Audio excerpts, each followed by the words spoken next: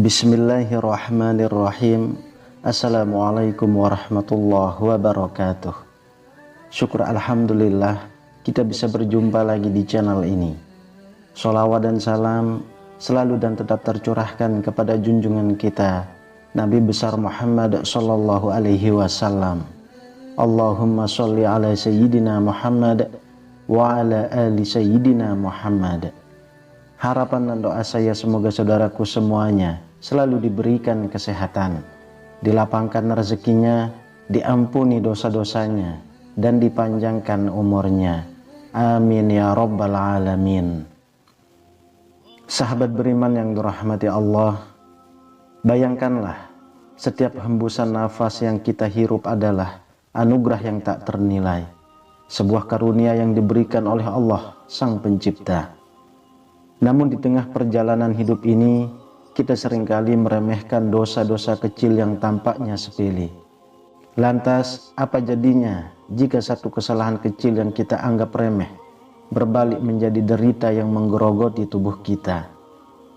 Sahabat beriman, dalam ajaran Islam, kita diajarkan bahwa dosa tidak hanya merusak jiwa, tetapi juga bisa menyebabkan penyakit fisik.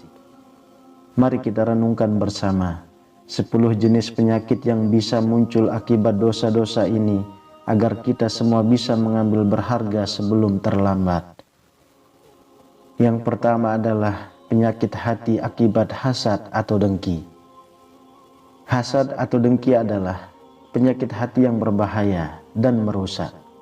Rasulullah Shallallahu Alaihi Wasallam bersabda, "Jauhilah sifat dengki, karena dengki memakan amal kebaikan sebagaimana api memakan kayu bakar." Hadis riwayat Abu Daud.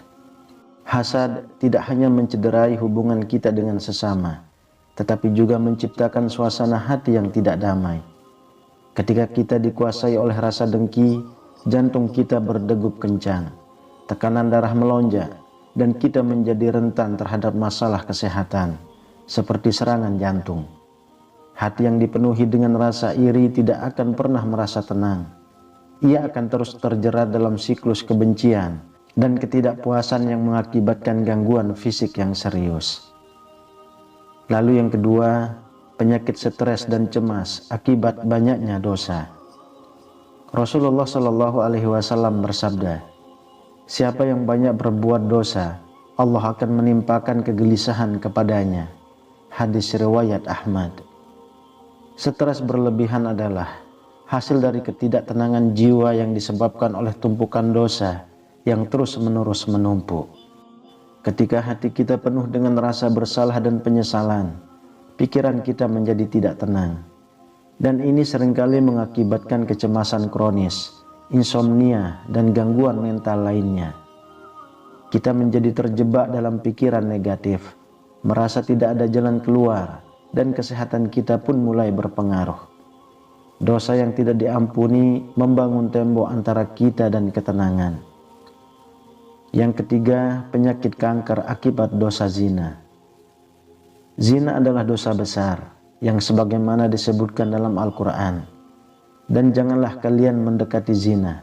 Sesungguhnya zina itu adalah suatu perbuatan yang keji dan suatu jalan yang buruk.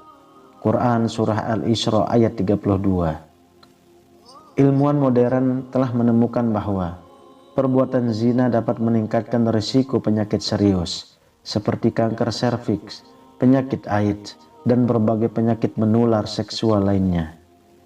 Zina tidak hanya merusak moral dan hubungan sosial, tetapi juga menciptakan kerentanan fisik yang dapat mengancam kesehatan. Setiap tindakan zina membawa kita lebih dekat kepada kehampaan dan penyakit, bukan hanya secara spiritual, tetapi juga secara fisik. Lalu yang keempat, kemandulan akibat homoseksualitas. Allah Subhanahu wa Ta'ala melarang perilaku homoseksualitas dengan tegas di dalam Al-Quran, sebagaimana tercermin dalam kisah kaum Nabi Lut yang menghadapi kehancuran karena melanggar fitrah. Dalam banyak kasus, perilaku ini dapat mengakibatkan kemandulan dan penyakit seksual lainnya. Ketika manusia menentang hukum Allah dan melawan kodrat yang telah ditetapkannya, tubuh mereka pun akan menderita. Kemandulan bukan hanya menjadi ujian fisik, tetapi juga sebuah peringatan bagi kita tentang bahaya melanggar batasan yang telah ditetapkan oleh Allah Subhanahu wa Ta'ala. Yang kelima, obesitas akibat sifat rakus. Rasulullah Shallallahu Alaihi Wasallam mengingatkan dengan sabdanya, tidaklah anak Adam memenuhi bejana yang lebih buruk daripada perutnya. Hadis riwayat Tirmizi. Sifat rakus yang terlanjur menjadi kebiasaan dapat mengarah kepada masalah kesehatan seperti obesitas, diabetes, dan penyakit jantung. Ketika kita tidak mampu mengendalikan nafsu makan, kesehatan kita akan terancam. Nafsu yang tak terkendali menjauhkan kita dari keinginan untuk beribadah dan mengingat Allah, serta mengubah tubuh kita menjadi sarang berbagai penyakit. Mari kita ingat bahwa setiap kehidupan yang kita ambil adalah amanah, dan kita harus bertanggung jawab atasnya. Yang keenam, masalah pernapasan akibat riba atau menggunjing. Riba adalah dosa yang seringkali dianggap sepele, tetapi dampaknya bisa sangat merusak. Rasulullah Shallallahu Alaihi Wasallam bersabda, barang siapa yang menutup aib saudaranya di dunia, maka Allah akan menutupi aibnya di akhirat nanti. Hadis riwayat Muslim. Ketika kita membicarakan orang lain di belakang, kita membiarkan kebencian dan permusuhan tumbuh dalam hati kita. Hal ini dapat menyebabkan perasaan sesak dan bahkan masalah pernapasan, karena jiwa yang tidak damai akan mengganggu keseimbangan tubuh. Setiap kali kita berpartisipasi dalam ghibah, kita menciptakan racun yang perlahan-lahan merusak diri kita sendiri.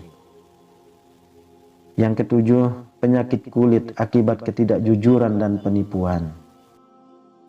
Ketidakjujuran dan penipuan bukan hanya merusak hubungan antar manusia, tetapi juga dapat memiliki dampak fisik yang nyata. Al-Quran mengingatkan kita, laknat Allah atas orang-orang yang berdusta. Quran Surah Ali Imran ayat 61. Kebiasaan berbohong dapat membawa dampak buruk pada kesehatan kulit, seperti eksim dan psoriasis yang seringkali merupakan bentuk hukuman di dunia ini. Ketika kita hidup dalam kebohongan, kita merusak tidak hanya diri sendiri, tetapi juga orang-orang di sekitar kita. Kesehatan kulit kita adalah refleksi dari kesehatan jiwa kita. Yang kedelapan, migrain dan sakit kepala akibat melanggar hak orang lain. Rasulullah Shallallahu Alaihi Wasallam mengingatkan kita dalam sabdanya, barang siapa yang menzolimi saudaranya, maka dia akan dimintai pertanggungjawaban di akhirat nanti. Hadis riwayat Bukhari. Melanggar hak orang lain, baik melakukan tindakan korupsi atau ketidakadilan, menciptakan rasa kegelisahan yang terus-menerus. Hal ini dapat menyebabkan migrain dan sakit kepala yang tak kunjung reda.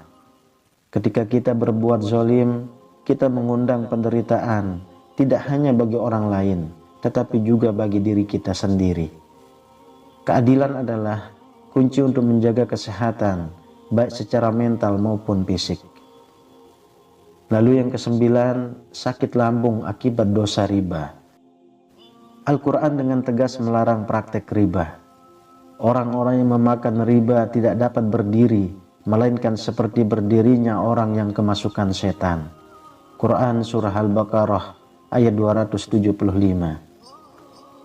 Riba menciptakan gelisah dalam jiwa, menyebabkan gangguan lambung seperti mah dan gastritis. Ketika kita terperangkap dalam siklus riba, kita tidak hanya merugikan diri kita sendiri, tetapi juga orang lain. Setiap kali kita memilih jalan yang salah, tubuh kita mengingatkan kita akan dampaknya. Kemudian yang ke-10, depresi akibat jauh dari sholat. Rasulullah Shallallahu Alaihi Wasallam bersabda, sholat adalah tiang agama. Barang siapa yang mendirikan sholat, maka dia menegakkan agama. Hadis riwayat Bukhari. Ketika seseorang jauh dari sholat, jiwanya akan terasa kosong dan depresi dapat mengintai. Sholat bukan hanya sekedar ibadah, tetapi juga penguat mental dan fisik kita. Dengan sholat, kita menyegarkan kembali jiwa kita, mendekatkan diri kita kepada Allah, dan menemukan ketenangan di tengah kesulitan hidup ini. Kesehatan mental kita terjaga ketika kita rajin beribadah kepada Allah Subhanahu wa Ta'ala. Sahabat beriman yang dirahmati Allah, setiap dosa yang kita lakukan, baik yang kita sadari atau tidak, dapat berdampak langsung pada kesehatan fisik kita. Hasad melukai hati, zina membawa penyakit, dan ketidakjujuran dapat mengganggu kesehatan kulit. Namun, ada satu solusi yang pasti, yaitu kembali kepada Allah, menjaga dan memperbanyak istighfar kepada Allah Subhanahu wa Ta'ala. Setiap sakit yang kita rasakan mungkin adalah pengingat bahwa ada sesuatu yang perlu kita perbaiki dalam diri kita. Mari kita ingat bahwa kesehatan sejati adalah ketika kita mampu menjaga hubungan baik dengan Allah dan sesama. Ingatlah, sholat adalah kunci keselamatan kita, tidak hanya untuk akhirat, tetapi juga untuk kehidupan dunia. Dengan mendirikan sholat tepat waktu dan menjauhi dosa-dosa besar, kita menjaga kesehatan jiwa dan raga kita. Jangan biarkan dosa-dosa merusak tubuh yang Allah titipkan ini. Mari kita giatkan sholat, sucikan hati dan perbanyak istighfar, karena kesehatan sejati terletak pada kedekatan kita dengan Allah yang telah menciptakan kita. Wallahu a'lam bishawab. Demikian yang bisa saya bagikan, semoga bermanfaat untuk kita semua. Amin ya rabbal alamin. Assalamualaikum warahmatullahi wabarakatuh.